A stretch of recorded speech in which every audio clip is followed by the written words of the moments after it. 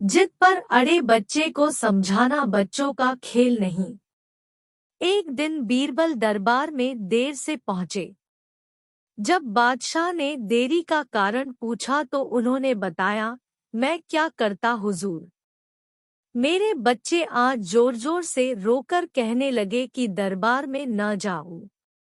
किसी तरह उन्हें बहुत मुश्किल से समझा पाया कि मेरा दरबार में हाजिर होना कितना जरूरी है। इसी में मुझे काफी समय लग गया और इसलिए मुझे आने में देर हो गई। बादशाह को लगा कि बीरबल बहानेबाजी कर रहे हैं।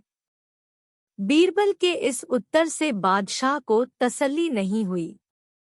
वे बोले, मैं तुमसे सहमत नहीं हूँ। किसी भी बच्चे को समझाना इतना मुश्किल नहीं जितना तुमने बताया। इसमें इतनी देर तो लग ही नहीं सकती। बीरबल हंसते हुए बोले, हुजूर, बच्चे को गुस्सा करना या डपटना तो बहुत सरल है, लेकिन किसी बात को विस्तार से समझा पाना बेहद कठिन।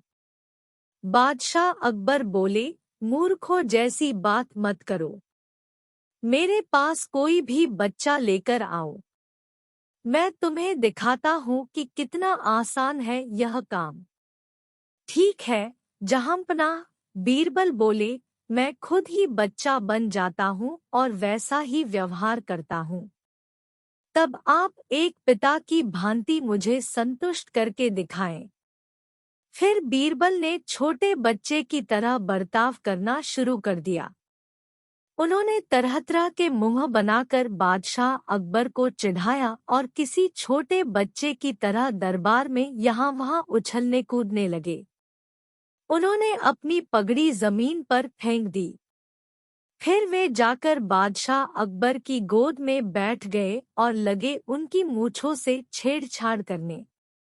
बादशाह कहते ही रह गए, नहीं नहीं मेरे बच्चे, ऐसा मत करो।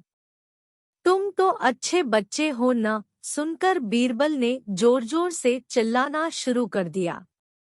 तब बादशाह अकबर ने कुछ मिठाइयाँ लाने का आदेश दिया, लेकिन बीरबल जोर जोर से चिल्लाते ही रहे। अब बादशाह परेशान हो गए, लेकिन उन्होंने धैर्य बनाए रखा। वह बोले, बेटा, खिलौनों से खेलोगे? देखो कितने सुंदर खिलौने हैं। बीरबल रोता हुआ बोला, नहीं, मैं तो गन्ना खाऊंगा।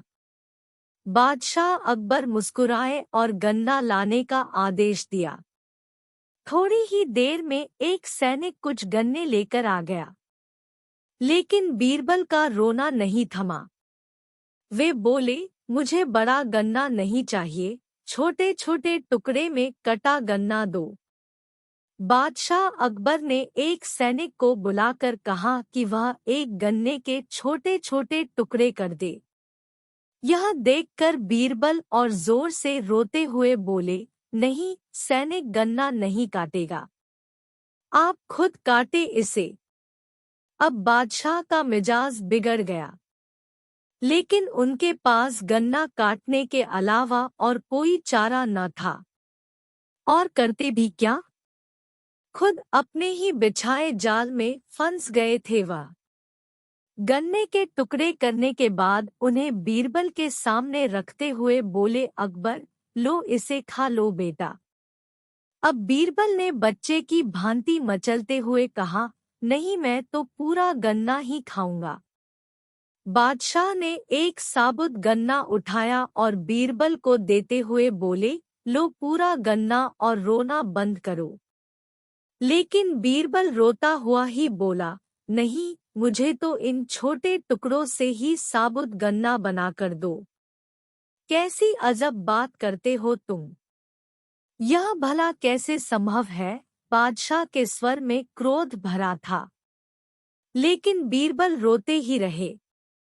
बादशाह का धैर्य जवाब दे गया।